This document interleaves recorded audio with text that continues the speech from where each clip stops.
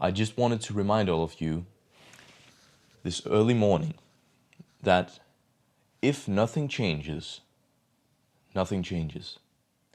And in extension of that, on a societal plan where you also look at other people, if you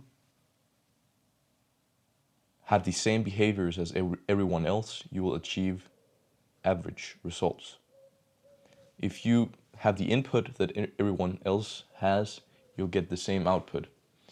And that's why a lot of these books, for example, this one here by Tony Robbins, and talk about modeling, right? They talk about modeling success, where you can, if you want to achieve like Elon Musk type things, then you model his behavior. You read his autobiography and you model that. And the reason I'm making this video is because I'm on this journey myself of improving and everything. And I just realized, because we're very often stuck in these old patterns, right? Patterns that are really the bottleneck of our growth. And the thing that we have to remember is, if we think about our growth as the goal, there's always one bottleneck. That is the path of most resistance. There's not two, there's always just one. And we have to identify that. And I think I come to realize that I live here on my school, so it's like a high school where you can live. And look right now, it's completely like empty. Or I guess there are other people here, but nothing is happening here, meaning I only have this tiny room and myself. And the pattern I've been in, that I just realized that I have been in, and the reason for making this video is I've been running from myself, I guess. I've been running from when I have free time here. And actually, I always talk about I don't have enough time to, pursue the businesses and do all these things that I want to do and accomplish. So I still achieve things, but it's always kind of pushed into the future. Every time that I get time, like now, I usually go and work on some of my other things. I take home to my parents and I do the beekeeping and and it's just it's not because it's not important to do the beekeeping, that it still has to be done, and I still have to see the family and everything. But I think it's just because this is unknown. It's unknown. Will this work?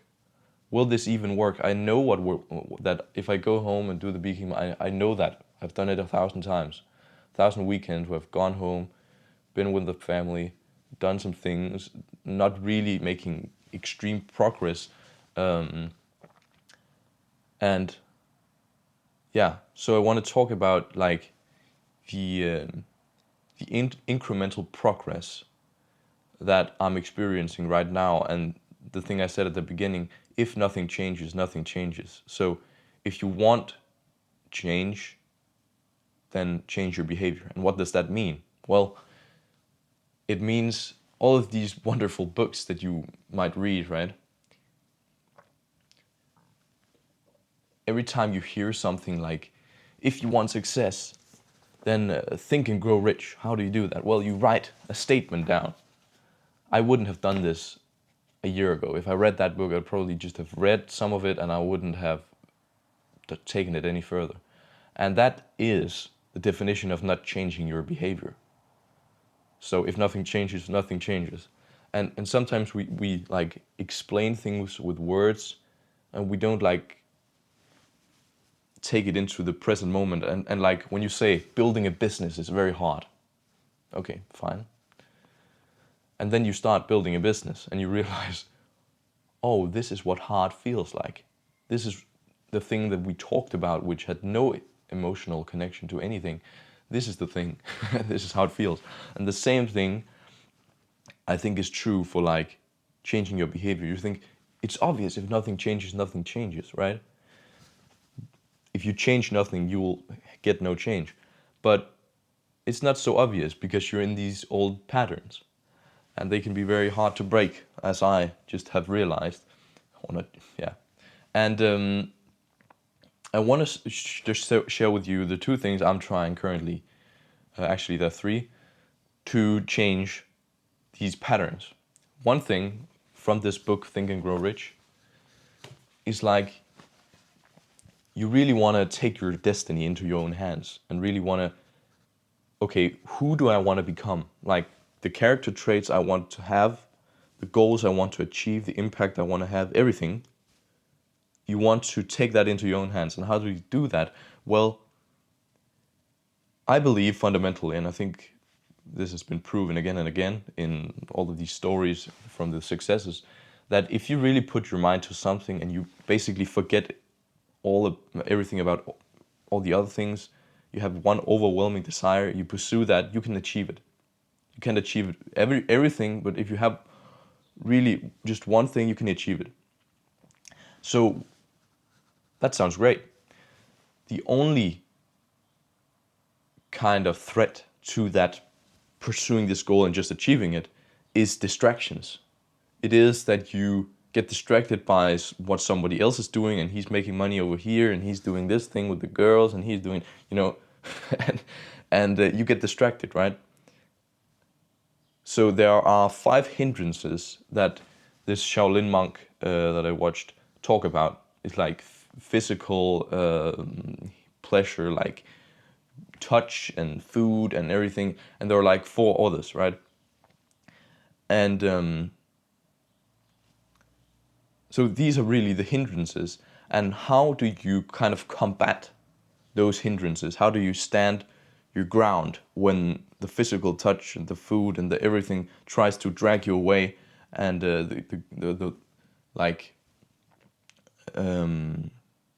when you get attracted to something else that someone else is doing? How do you stand your ground firmly and just pursue that one thing? I think it's very important to do as they tell you in this Think and Grow Rich book, to write down exactly who you want to become, what you want to achieve, when you want to do it, the exact amount, everything. And I haven't actually written down the exact amount, but I've written down who I see myself as it was in the present tense, and the character traits I want to have, and also kind of the broad impact I want to have. I haven't written a specific like step by step. I'm going to go into the computer, type this, and then do. I've written a more top down thing, but yeah. So this is one of the things I try to change and hope for change, and take change into your own hands, I guess. The second thing is something that I've actually stopped doing recently, but I've done, is priming. So priming essentially is something that Tony Robbins taught me. And it is about, like, you will be primed by your success, you'll be conditioned by no matter what. So either way, you'll be conditioned. But you have a choice. You can either choose to condition yourself by doing this priming exercise, or you can be conditioned by the food you eat, by society, what they tell you to do, what your friends think you should do, everything. So you can either choose conditioning yourself and playing by your own rules, or playing by everyone else's rules. And conditioning is basically like prompting someone to like change their behavior by like rewarding them for something. I actually don't like know the first principle of how to explain that, but conditioning, I think you've heard of it before in like psychology and stuff. So you want to condition yourself, and this priming activity just is kind of doing actually a lot of the things there. You get the body going by doing some breath work and some woo, and oftentimes you'll find, I find that I'm like standing around at the end of the thing, where you have to like take a wish and then go, and send loads of you have to like think about the goals you want, imagine them, feel them, and bring them in. And it's kind of this whole thing that you have to try. It's called Tony Robbins' 15-minute priming. But you find at the end that you're like jumping around and just really like, whoa, I can do this. Whew. And that is really powerful, I think, because if you get that, and it's not powerful if you do it like once or twice. And I've done it like on and off, but there were good weeks and maybe a month where I like did it most days, and I really found that I think if you like could measure it accurately, it probably increased my days, both in the gratefulness of the day and the performance, by some percentage. And if you add all those percentages up from all those tiny changes you make, then I think that becomes something quite significant. Yeah, so I think it's just sticking with it. And I actually spoke with a like a woman about this, who went to all these. She's like been with gurus and attended workshops and stuff with one guy called Joe Dispenza and some other guys, and she like was also into like spirituality and stuff. But she also tried this kind of priming. It wasn't by Tony Robbins, but it was like this meditation thing in the morning, and she would have great results. Her days after doing that would be like nothing could really hit her. Everything just kind of repelled off her, and she was more grateful, and she was more energetic, much more energetic. Her energy was like filled up with energy. And then she stopped doing it. And the thing is, we talked about, it's funny when you realize, it's funny, maybe it's the mindset, maybe it's the body thinking that you don't deserve change or whatever, or maybe it's just freaking hard, I guess.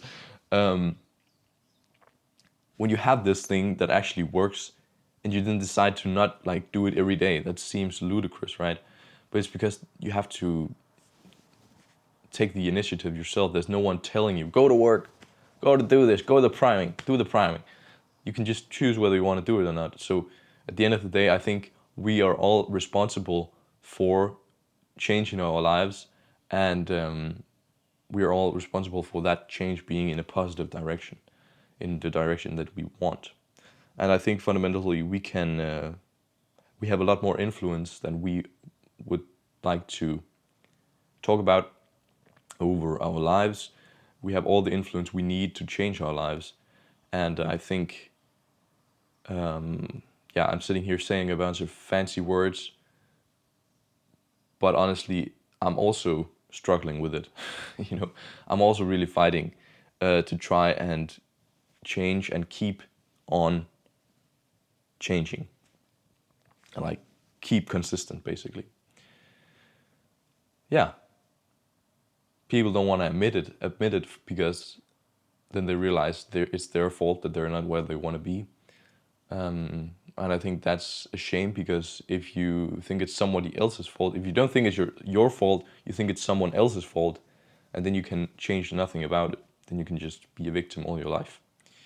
And that is a shame. But let's change some shit. Yeah, that was my little morning rant, and I'll see you. Bye.